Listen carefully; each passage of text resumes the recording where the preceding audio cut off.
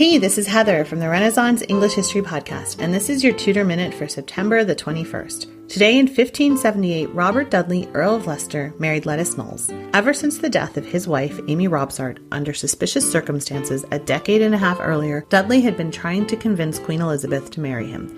He even staged the 2-week-long series of pageants and parties at Kenilworth in 1575 to try one last time to convince her. And although they were likely deeply in love with each other, she never did marry him. Now, Lettice likely started her involvement with Dudley after her husband went to Ireland in 1573.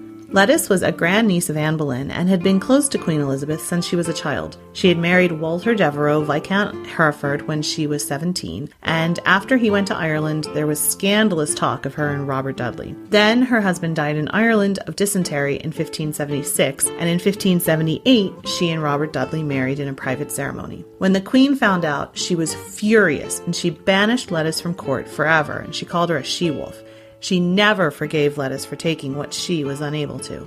Still, the marriage was a happy one. They had one child who died at the age of 3, and in 1589, 6 months after Dudley's death, she unexpectedly married a Sir Christopher Blunt, who was much younger and had been in her household. Now, he was a Catholic secret agent and had been involved in the Essex Rebellion and wound up beheaded in the process in 1601. Lettice just kept on going, though. She walked a mile a day until she was 90, and she died in her chair on Christmas Day in 1634, aged 91. That's your Tudor Minute for today. Remember, you can dive deeper into life in 16th century England through the Renaissance English History Podcast at englandcast.com.